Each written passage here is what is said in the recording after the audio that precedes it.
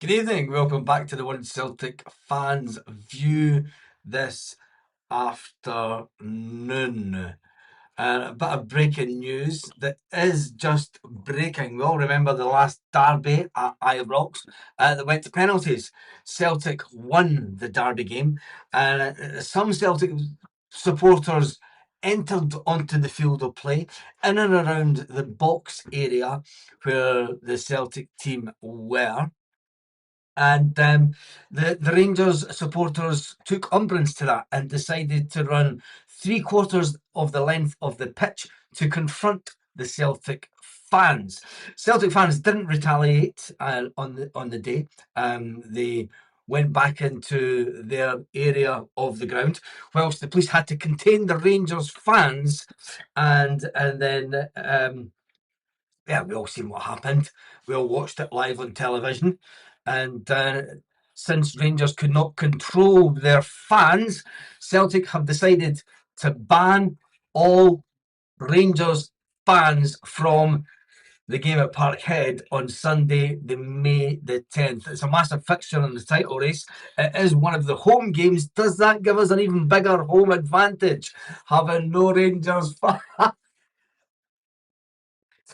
There'll be none of them in Hampden, and there'll be no Rangers fans at Celtic Park. Now, it's a development that will carry on into next season. It will have repercussions, and it's something that that will have to be sorted out, ironed out before the season starts.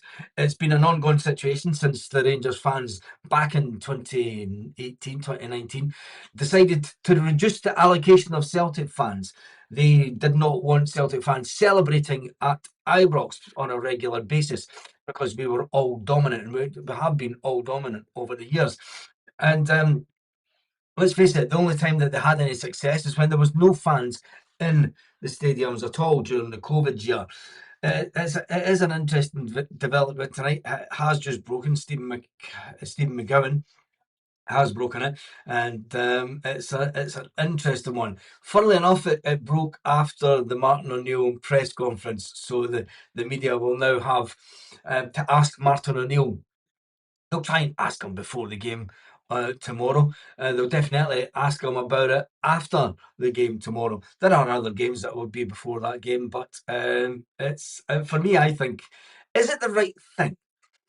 Is it the right thing? Let's get one of the comments that's just come in. No chance the club will allow another version of the British Bulldogs with their spider smurfs running up and down the park. Well, the thing is the police would have to be able to contain them. The stewards would have to be able to contain them. And, they entered into Celtic Park before with their balaclavas and all the rest of it. And, you know, is it the right decision? I think for safety, it will be on grounds of safety and the fact that Rangers would not condemn and didn't condemn. And I think this is the important part, is that Rangers didn't condemn their own fans for running 3/4 of the length of the pitch. And that is the big argument that Celtic will have put forward. You didn't condemn your fans, you didn't try and contain your own fans. You allowed them to run so far up the stadium onto the pitch and way up. I mean, it's not as if it's just and the section next to the fans. Do you know what? It was unbelievable scenes. Now this will grab the media headlines tonight. This will be all over the back pages tomorrow. Never mind about players that have been given contract extensions by Celtic. It will be all about the fact that Celtic have decided to say no. There will be no Rangers fans on for safety reasons at Celtic Park. Fiona says it's the right thing to do to keep our fans safe. But the thing is, it's not just in and around the footprint of the stadium that Celtic will have to look at. They have. I mean, there's a video on this channel where Rangers fans walked right up London Road before a derby, and they had a police escort walked right in front of the stadium, and Celtic will say, well, they shouldn't have been there.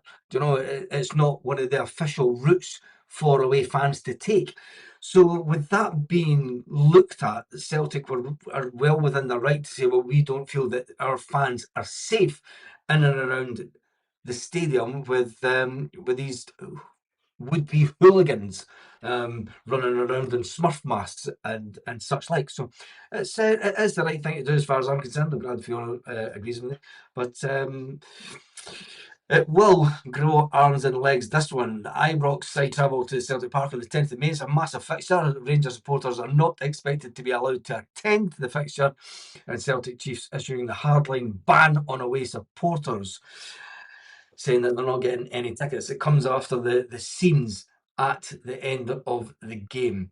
Missiles were thrown at rival fans, with police and stewards having to obviously intervene, and it was too late. I don't know how. It's amazing how easily the Rangers fans managed to get past their own stewards and get so far up the park. I mean, you would never see anything like that at Celtic Park. I mean, the last time that Celtic had any type of pitch invasion like that was when we stopped 9 in a row back in the 1990s. Celtic is generally a ground that has a big attendance of police officers at any one given time, and it has a big visible stewarding. And maybe that's the difference. Celtic understand to have they have guaranteed that no tickets would be sold to the Union Bears. They've asked that as the request, but the Glasgow Rangers have said that they cannot give that guarantee. So Celtic, who have banned their own ultras on many occasions, did ask Rangers if they would ban the Union Bears in coming to Celtic Park. Rangers said, no, we cannot guarantee that. We cannot give you an iron cast guarantee. And that is the decision to withhold the 2,200 tickets that Rangers. So there you go. It is due to the fact that Celtic did not want the Union Bears inside Celtic Park because they are well-known troublemakers. It's absolutely even better news that Celtic went down that road.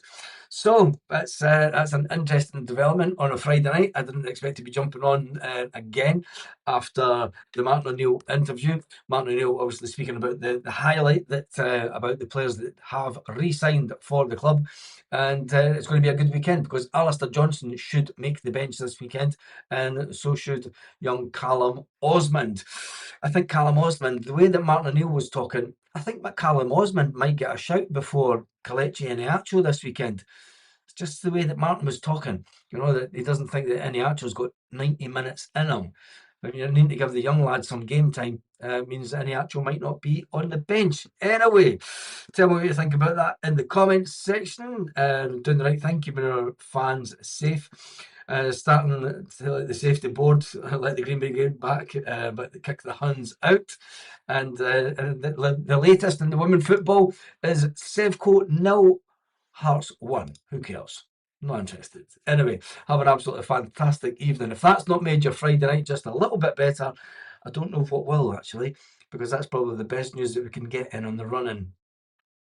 Can we get this title? They'll say that we are trying to buy the title. We're trying to force the issue by not letting the other team's fans into the stadium. Oh, the meltdown on this one's going to be phenomenal. Have a fantastic evening, Celtic fans, wherever you are, all around the world.